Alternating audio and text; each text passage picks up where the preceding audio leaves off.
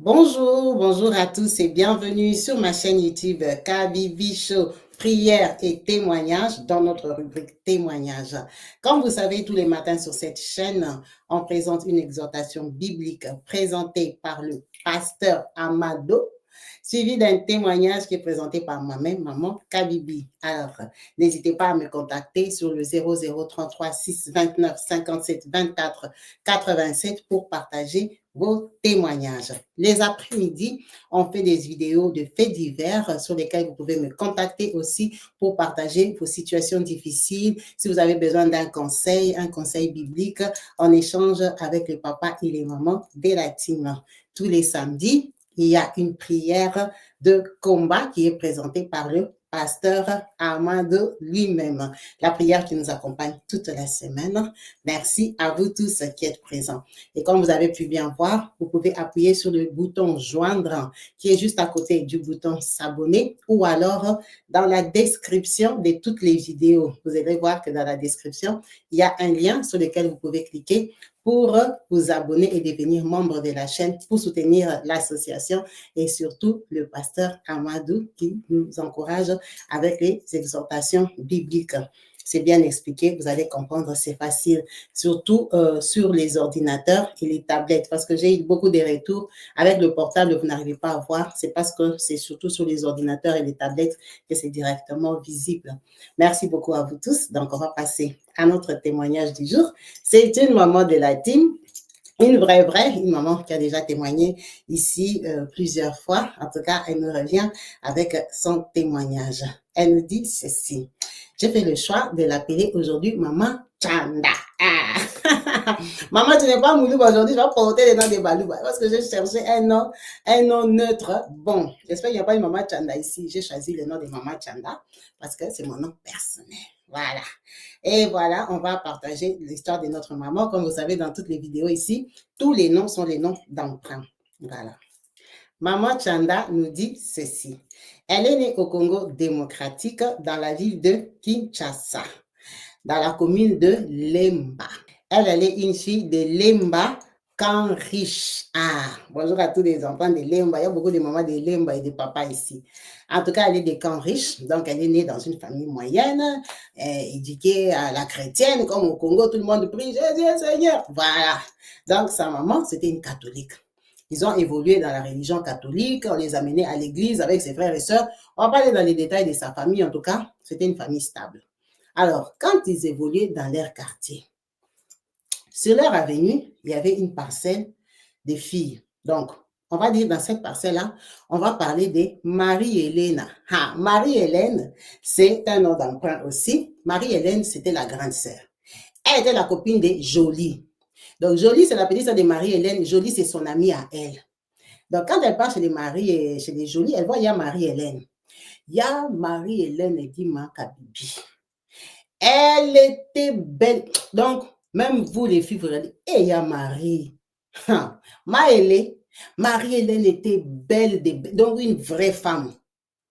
Il y a Marie-Hélène là, elle sortait avec les bons tontons.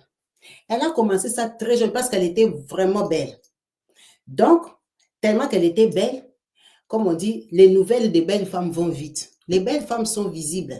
Ça arrive jusqu'aux autorités. Ça arrivait jusqu'aux oreilles des Manda Mobutu. Le fils du président de la République est sorti avec elle pour vous montrer les lèvres. Donc, elle a commencé les papas de Onatra. Elle est montée, papa du gouvernement. Elle est montée les secrétaires des cabinets des ministres. Elle est sortie avec les ministres jusqu'au fils du président de la République. Mais elle habitait chez eux parce qu'elle était jeune. Donc, quand on vous raconte ça, c'est entre 17 ans et 23 ans. Il y a Maëlé, elle faisait bouger l'avenue. Les voitures venaient là-bas, donc traumatiser tous les garçons du quartier. Maëlé a régné. On n'a pas compris. Chez les Marie-Hélène, leur papa avait l'argent. Il s'est fâché, mais on ne pouvait pas la taper parce que c'est les gens des filles. Tu la tapes, ses copains vont t'amener les militaires, ils vont t'arrêter. Donc, même le papa est faible. Ah, le temps de moi, c'était la colonisation. Hein. Un ministre viendra comme ça, il dépose Maëlé, demain il vient tout venir taper Maëlé. Tu vas sauter. Donc, même les papas n'avaient plus un mot. Le papa était très fâché. Pendant que chez les Maëlé là-bas, chez Marie-Hélène, On envoyait tout le monde en Europe. Quand tu as le bac, on t'envoie en Europe. Donc, sa copine même, on l'a envoyée en Europe. Elle, maman de la team. On a envoyé sa copine en Europe. OK. Donc, elle est là dans les quartiers. Tout le monde fermait la bouche. Personne n'a compris. Un matin, Marie-Hélène s'est réveillée. Elle a dit, hey, je commence à prier. Marie-Hélène a vu quoi? On ne comprend pas. Marie-Hélène a commencé à prier à l'église évangélique. Elle dit jusqu'aujourd'hui, je ne sais pas pourquoi elle a commencé à prier. Elle a eu la maladie, elle a vu la magie, elle a vu la sorcellerie. Marie-Hélène est devenue sœur en Christ. Maintenant qu'elle devient sœur en Christ, tous les quartiers ont encore bougé. Marie-Hélène est devenue sœur en Christ. Ça a commencé comment? On a commencé. Elle dit, toi, quand tu entends martyr de la religion, torture, parce que tu as aimé le Christ. Elle dit, moi, je connais quelqu'un qu'on a torturé comme ça. C'est comme si elle avait fait un péché de devenir chrétienne. Donc, quand elle passe sur les quartiers, les gens font les grimaces. Oh, on s'est fait... Tu connais les garçons du quartier? Ils sifflent. Ils sifflent parce qu'elle est en train de passer. Elle part à l'église. Emma, elle a aussi acheté la grosse Bible. Elle tient la Bible comme ça sous les selles. Comme elle n'avait pas honte des autres de papa, elle n'avait pas aussi honte d'aller à l'église. Elle passe, elle voit, bonjour maman voisine, que Dieu te bénisse. Elle marche comme ça sous la route. Eh, les gens du quartier, on a commencé à se moquer d'elle, on a dit que celle-ci, c'est fin de carrière. Pour voir une jolie fille comme ça, qui se réveille un matin, elle porte la Bible. Ça sent mauvais, c'est peut-être le sida, peut-être on lui a collé tout. Tout, persécution. On l'a persécuté par tout le quartier. Seulement les autres mamans qui étaient étonnées et qui l'encourageaient, mais quand elle tourne les deux, non, elle est devenue comme ça, pourquoi? Elle est priée. Elle dit maintenant, Marie-Hélène, c'est elle qui l'a prêché. Qui est venue la prêcher les choses de l'évangile. Elle a attrapé toutes les petites sœurs là. Venons pas à l'église, venons pas à l'église. C'est comme ça qu'on l'a amenée dans une église évangélique. Pendant qu'elle était catholique, elle arrive là-bas. Marie-Hélène dit, Seigneur. Maintenant, elle a aimé la musique, l'ambiance là et tout ça. Elle a dit, oh, c'est pas mal hein, ces histoires ici. Elle a commencé à aller de temps en temps, tellement que Marie-Hélène a attrapé toutes les filles. Elle dit, tu vois, quand une fille qui a fait la vie est convertie, elle va vous convaincre. Parce qu'elle sait de quoi elle parle. Elle a attrapé toutes les jeunes filles de la rue comme ça. On part à l'église. Elle était donc plus qu'évangélique. Elle dépassait même les frères là qui portaient les grosses que Jésus allait lui le matin. Elle ramenait les gens à l'église. Parce qu'elle était décidée de servir Dieu. C'est comme ça que notre maman commence les églises évangéliques. Elle part seulement comme ça les églises évangéliques. Ah, un frère aussi a seulement regardé. Tu es mignonne, hein? Sœur, bonjour, comment tu t'appelles? Oh, je m'appelle Chanda. Oh, moi, je m'appelle Pierrot. C'est à l'église de Maëlé qu'elle part rencontrer frère Pierrot. Bon, elle accepte. Ça veut dire que derrière Maëlène, elle a attrapé le mariage. Quand vous invitez à l'église, il faut partir. Ah, c'est comme ça qu'elle trouve le frère Pierrot, il commence à se fréquenter, il a fait des études, il venait d'avoir un travail, le monsieur, il est prêt, full option, donc prêt à se marier. Ils font les fiançailles, donc elle est devenue sœur de leur église.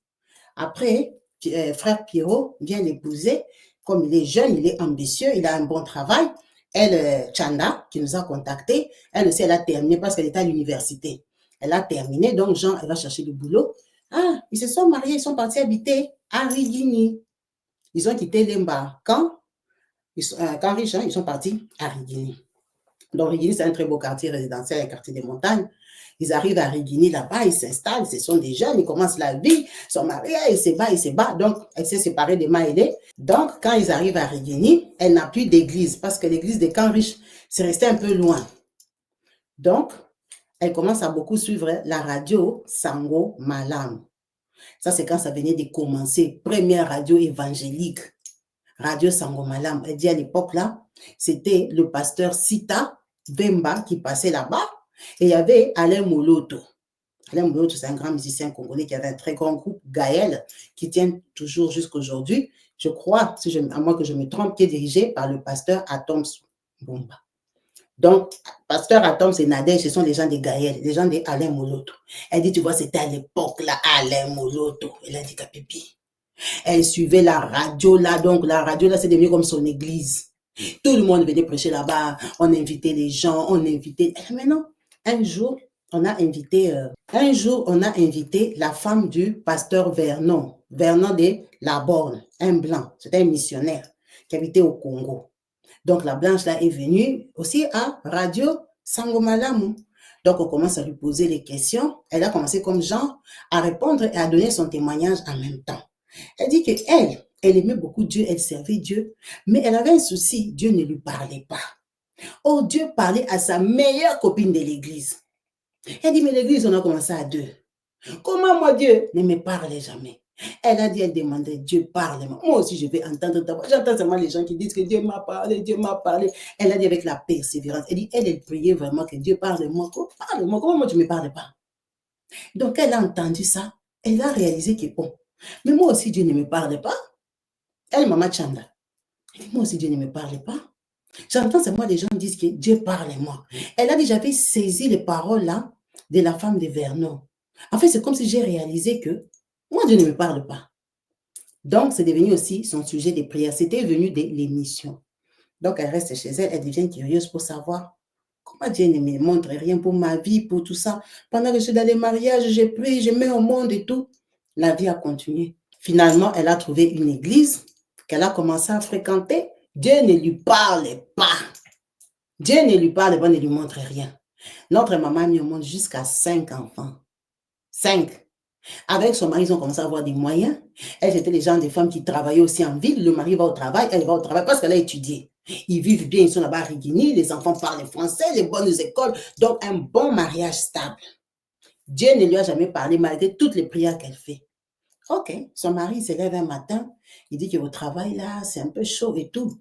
Lui, il en a marre. Il pense que c'est mieux qu'ils aillent vivre en Europe. Il y a une mission de travail, ils vont partir à Londres. Lui, comme il part là, il ne viendra plus. Donc, il prévient sa femme. Il dit que lui, vraiment, le travail, ça sent trop mauvais, la trahison et tout ça. C'était au début là que le Congo commençait à faire un genre. Il a dit non. Moi, comme on part en mission là, je ne reviens pas. Je vais caler. Ok. Donc, elle est préparée. Le mari est parti à Londres. Quand il arrive à Londres, elle est restée au Congo avec 5 enfants à Rigini. Dans de bonnes conditions avec la voiture, le travail. Ça, c'est Londres de London. Quand Londres, il y avait l'argent.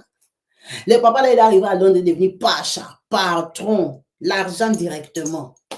Donc, il commence à lui envoyer l'argent de 2 000 euros, de 3 000 euros comme ça. Pam, pam, il lui dit qu'il arrête le travail. Il dit, oh, je vais arrêter le travail, je vais rester faire. Oh, reste à la maison, éduquer les enfants. Il dit, papa, à Kinshasa ici, tu as un travail, tu vas arrêter le travail pour éduquer les enfants. Il a dit, reste et éduque-moi les enfants.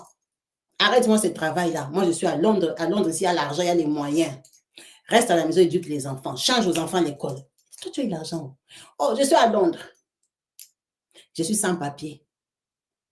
Comme il devait faire des démarches pour ses papiers, et puis la faire venir avec les 5 enfants. Elle a arrêté le boulot. Tellement l'argent pleuvait. L'argent neigeait à Kinshasa. Elle a arrêté le boulot. Voiture, chauffeur, maison à Rigini. Les enfants ont changé l'école. Ils sont montés encore de niveau d'école. Donc, elle avait vraiment un mari en Europe. Elle reste là-bas. Elle a attendu les maris. Attendu les maris 14 ans. 14 ans. Le mari à Londres. Tous les mois, il envoie l'argent. Elle a payé les études des enfants. Ils ont terminé. Les enfants sont allés à l'université. Les enfants comme ça terminé l'université. Maman est toujours au Congo. Depuis que papa était parti. Elle a prié, prié, prié jusqu'à fatiguer. Elle dit, imagine un jour. Donc, elle est peut-être à sa 13e année d'attente. Dieu ne lui a jamais parlé. Un jour, elle est chez elle. Elle a sa tante qui vient. Donc, vous voyez, c'est déjà une maman, elle est déjà dans la quarantaine. Sa tante vient, sa tante à elle. Tante, elle vient et tout ça. Elle dit dans leur quartier là à Rigini, il y avait comme un petit marché à côté. C'était pas loin. Donc, elle dit à la tante, va acheter les feuilles de manioc. La tante qui vient du village de Mbujimaï là-bas. Va acheter les feuilles de manioc. Tu choisis entre les 2 premières mamans qui sont à l'entrée du marché. Généralement, elles ont des bonnes feuilles de manioc. La tante part, non? Tu lui donnes un petit 10 $, tu sais qu'elle ne va pas acheter pour 10 $, elle va t'acheter un petit 10 $ là. Elle part, elle achète les feuilles de manioc. Elle a dit, Kabibi, quand c'est rentré, moi-même, j'ai imaginé, elle m'a dit, elles ont épluché les feuilles de manioc, elles ont lavé, trempé dans l'eau. La tante a dit, laisse-moi faire. Laisse-moi faire. Je vais cuisiner pour toi, je vais te faire plaisir. Je vais cuisiner système de Mbujimaï. Elle, c'était tellement... Elle a dit, les feuilles là étaient... Ça brillait comme ça. Elle savait que les mamans avaient des feuilles de manioc fraîches. Mais ça là, ces jours-là, c'est comme si on vient de cueillir ça, la couper, on a mis directement. C'était frais, vraiment, c'était trop beau. La tante a lavé, mis des pilé les feuilles de manioc. Elle n'a mis que les échalotes, les oignons, juste la verdure. Elle a pilé les feuilles de manioc. Elle a mis dans la casserole. Elles sont assises à deux. La tante a commencé à bouillir les feuilles de manioc. Elle tourne, elle a mis un peu d'huile, elle tourne. Donc, elle a préparé sa système. Elle a terminé. On n'a rien mis dedans, hein, je vous ai dit. Pas l'aubergine, rien du tout. On a mis que les oignons, les échalotes, hein, ce qui accompagne là, les poireaux. On a mis dans les feuilles de manioc qu'on a pilé. On a pris la casserole devant elle, on a mis par terre. Elle n'a pas bougé, la tante n'a pas bougé, tous sont là-bas. La tante a mis là-bas. Oh, on fait quoi? Oh, on fait poisson. Poisson, hein? On a mis là-bas. On tape quoi? Semoulina. La tante a tapé la semoule. La tante entre dans la cuisine. Elles sont assises dehors, toutes les deux. On est en train de cuisiner dehors. La tante est en train d'appeler les assiettes, elle est venue, elle a tapé la semoule, on a servi, elle a pris l'assiette, elle lui a donné. Tout, ça s'est fait devant elle. Elle a pris son plateau et l'a mis. Elle a lavé les mains. Elle a attrapé la semoule. Elle a dit, j'ai mangé dans ma vie. Saka saka que tu entends la feuille de manioc. Ça là, c'était goût céleste. Goût évangélique. C'était tellement bon. Elle a mangé. Elle a mangé. Elle vient sentir seulement un os. Un os dans les saka saka. Ah, un os. Un os de viande. Dans les saka saka, on a mis que les légumes. Hein? L'os là n'a pas senti ça dans la bouche qu'elle mâchait. Elle a senti ça qu'elle voulait avaler. Ça fait... Donc tu sens vraiment que, oh, dans les saka saka, il y a encore l'os. Elle fait comme ça. Ça sort pas. Elle dit que bien. Même comme j'avais posé les plateaux là par terre, elle a commencé à étouffer. Elle n'arrivait plus à respirer. Vous voyez, les saka saka, c'est les légumes. Il n'y a rien dedans. On n'avait aussi rien mis. Elle mangeait ça avec la semoule. Elle a dit, tu vois, ce que j'avais pris là. Il y avait la semoule et les saka saka. Parce que les poissons, c'était à côté. On avait mis les poissons sur une assiette. Chacun a son assiette de saka saka parce qu'elle mangeait avec les mains. Les poissons, elle coupe toutes les deux. Chacun mange. Et puis, c'était les poissons. Les poissons ont des arêtes. Ils n'ont pas des os. Maintenant, elle a pris sa semoule sans rien. Elle a pris des saka saka. Elle a mis dans la bouche. Elle a senti l'os. L'os de l'os. Elle a commencé à tousser. L'os a bloqué la gorge. Toussait pendant 45 minutes. Elle met les doigts pour vomir. Elle ne vomit pas. Elle a vu cauchemar. Les yeux ont gonflé. Elle a commencé à pleurer. Elle a entendu une voix. Une voix qui lui disait, en mon nom, tout est nul et sans effet. Tout est nul et sans effet. Elle a dit, je ne sais pas d'où ça venait. Je ne priais pas. Parce qu'elle toussait, Dieu, Seigneur, c'est quoi? Seigneur, c'est quoi? Donc, elle est en train de se poser la question. Elle a entendu une voix pour la première fois de sa vie. En mon nom, tout est nul et sans effet. Elle a commencé à déclarer cette parole-là. Elle a commencé à déclarer, au nom de Jésus, tout est nul et sans effet, toute forme de sorcellerie, toute forme d'attaque. Elle a dit, je n'arrive même pas à parler. J'ai dit ça dans ma tête, ça ne sort pas, ça calé, maman, ça calé. Elle a toussé peut-être pendant 45 minutes. Elle s'est épuisée, la tante a dit, oh, c'est quoi? Mets de l'eau sur la tête. Elle dit, ah, laisse-moi, ne me touche pas. Elle a toussé. Ce n'est pas sorti jusqu'à aujourd'hui que je raconte l'histoire. Ce n'est pas sorti, mais quand même, elle s'est sentie un peu dégagée parce qu'elle a commencé à prier dans sa tête, Elle était fatiguée. Elle est partie dormir. Elle a pris les Doliprane et tout ça, hein, les petits trucs de douleur. Elle est partie se coucher. Elle a dormi. Elle a dormi fatiguée. Elle s'est réveillée. Seigneur, ça c'est quoi? La femme, je veux me donner la sorcellerie à cet âge? C'est quoi?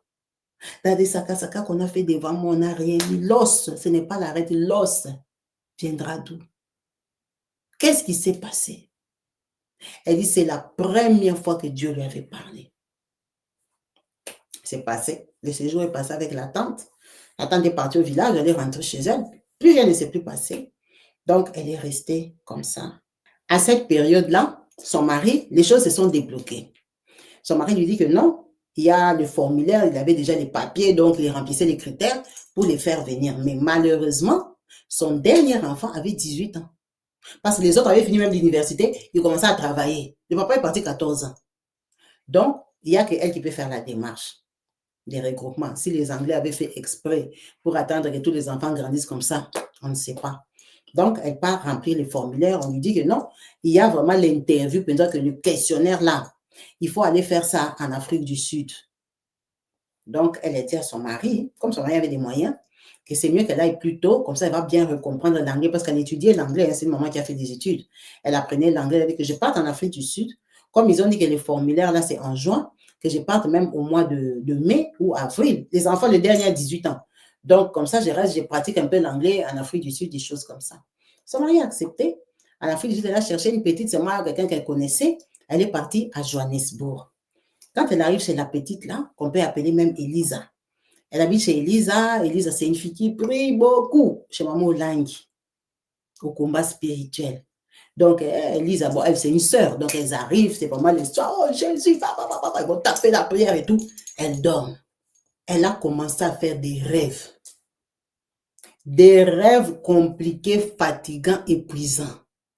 Elle dit, Seigneur, c'est le stress du voyage, c'est quoi? Des cauchemars, des rêves, des rêves. Ah, elle n'a pas calé. Elle a dit à Elisa, depuis que je suis dans ta maison, je vois tellement, je rêve tellement de choses que ça me dépasse. C'est comme ça qu'Elisa lui dit, oh, mais si tu as beaucoup de rêves comme ça, dans notre église au combat spirituel, il y a une maman qui habite à Pretoria. La maman là, on peut l'appeler peut-être même Mbouyi. Sœur Mbouyi. Sœur Mbouyi, c'est une sœur qui est comme une prophétesse. Elle interprète les rêves. C'est une sœur très proche de Tibi Joshua. Elle interprète les rêves. Donc, la sœur là, l'a amenée chez Sœur Mbouyi à Pretoria.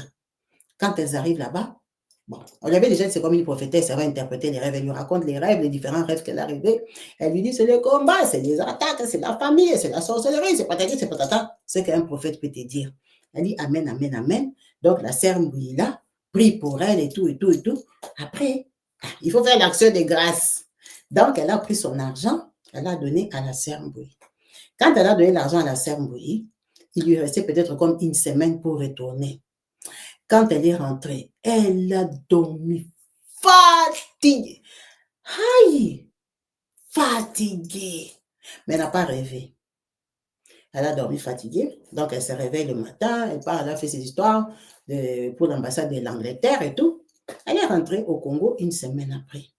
Elle dit le jour qu'elle arrive au Congo, le lendemain, le ventre, mal de ventre. Ça a commencé à 20 heures. Elle a dit, Seigneur, ça c'est quoi? On m'a empoisonné.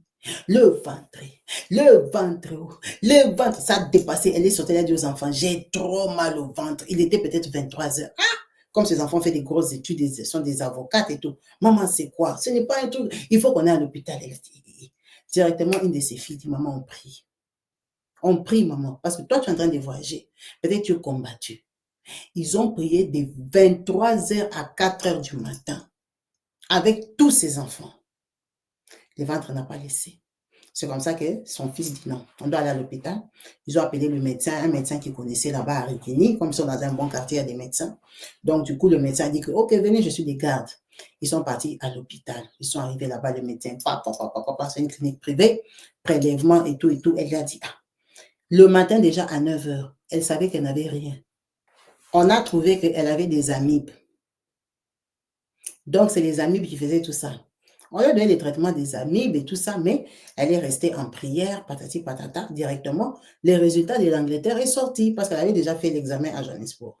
Donc, on va dire les 2 semaines qu'elle est rentrée au Congo, elle est tombée malade, on a soigné les amibes, elle a eu son résultat, elle est partie en Angleterre.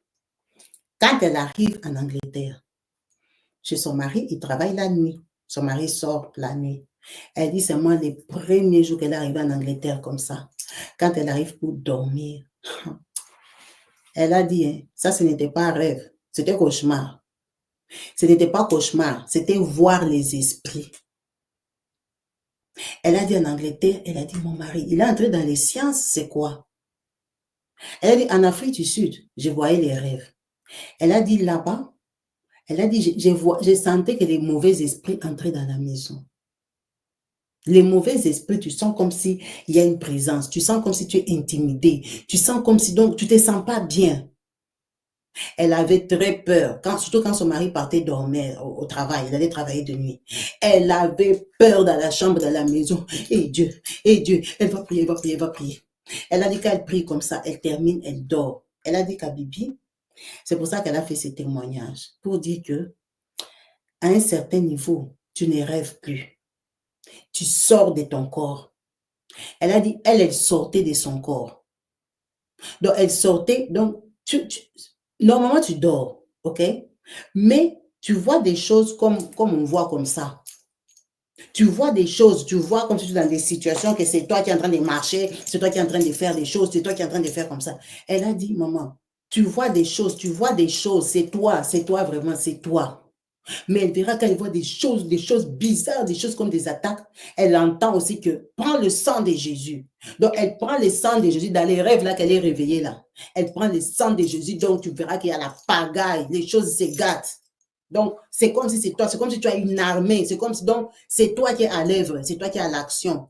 Ce n'est pas que tu dors, tu sens comme si c'est lourd, tu veux courir, tu ne cours pas. Non, ce n'est pas ça. C'est qu'elle dit, tu sens que, elle a dit, donc, tu agis tellement que, quand tu dis que oh, je dormais.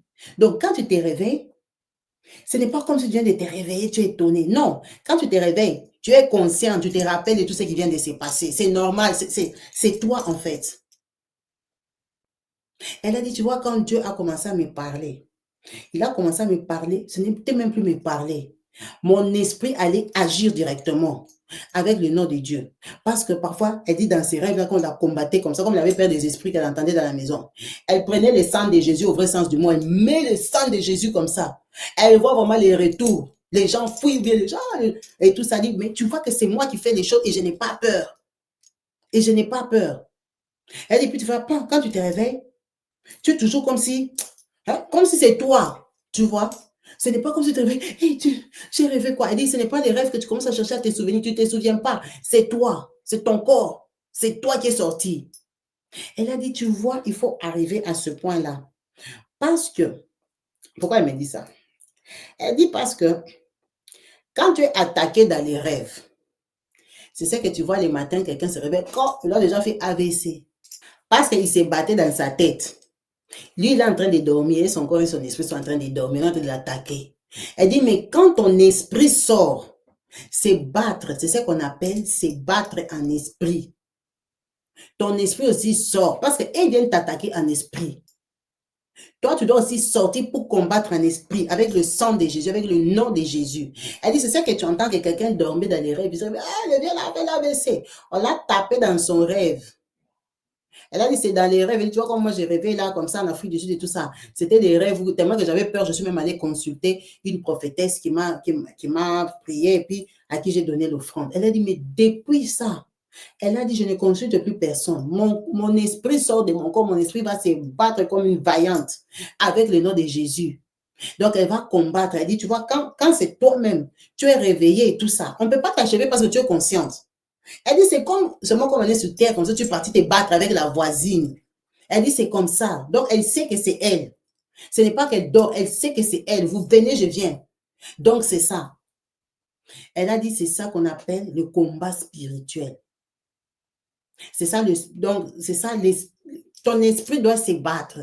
Ton esprit ne se bat pas endormi. Les gens qui en attaquent endormis là, c'est quand on leur tape les trucs, vous voyez la personne, le matin, il est déjà sans pas idée si c'est comment. C'est parce que son esprit, elle est tellement qu'elle, dans sa vie, elle prie à Dieu qui parle-moi, parle-moi, parle-moi. Dieu lui a parlé, maintenant elle voit des choses. En tout cas, c'était son témoignage. Merci beaucoup, maman, pour ton témoignage. En tout cas, j'espère que les messages, je l'ai passé comme tu me l'as expliqué. Merci de nous avoir partagé. Bon, on découvre, moi, personnellement, je ne savais pas ça comme ça, mais on entend seulement, on découvre. Que Dieu te bénisse. Merci pour ton partage. N'hésitez pas à laisser un commentaire ce que vous pensez de ça, parce que moi, c'est la première fois que j'entende ça aussi ou que je fasse attention à ça de cette façon-là. Que les gens rêvent ou bien que les gens sortent avec leur esprit. En tout cas, n'hésitez pas à délaisser ce que vous pensez parce que c'est la première fois que je fasse l'accent sur ça en fait. En tout cas, merci beaucoup. En espérant vous retrouver branchés et connectés très prochainement sur ma chaîne YouTube Kabibi Show, prière et témoignages. Je vous dis à la prochaine. Peace and love chez vous. Bye.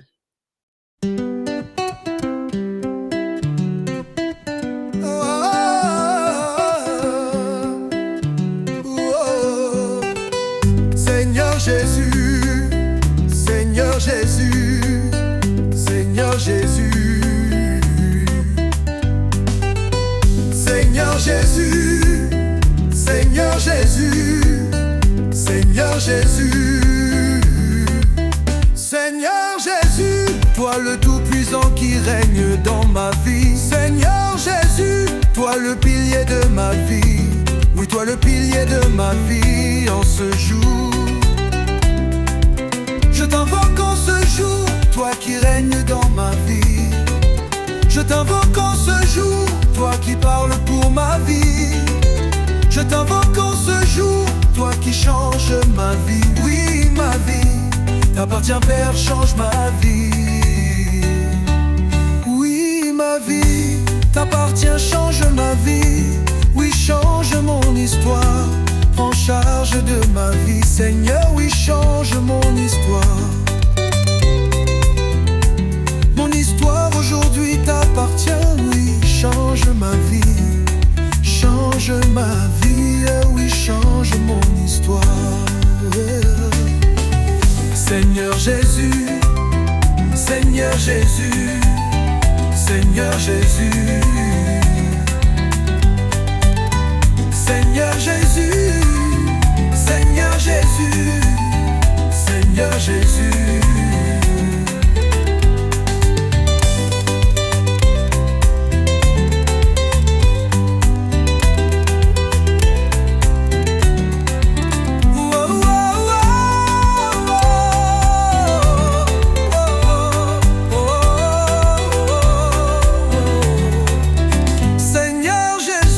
Toi le Tout-Puissant qui règne dans ma vie. Seigneur Jésus, toi le pilier de ma vie. Oui, toi le pilier de ma vie en ce jour.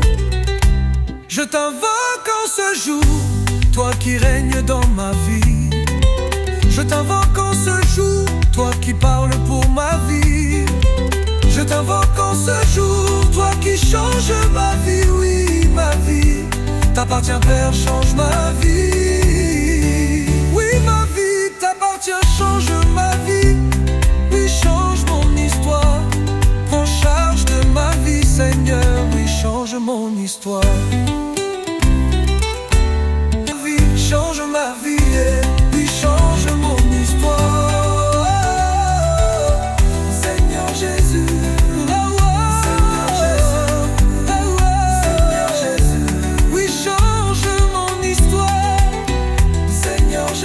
change ma vie, Seigneur, change ma vie.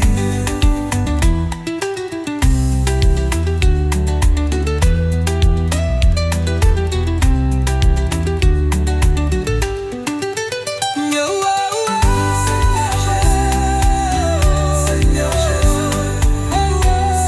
Jésus, oui, change mon histoire. Seigneur Jésus, Seigneur Jésus, Seigneur Jésus.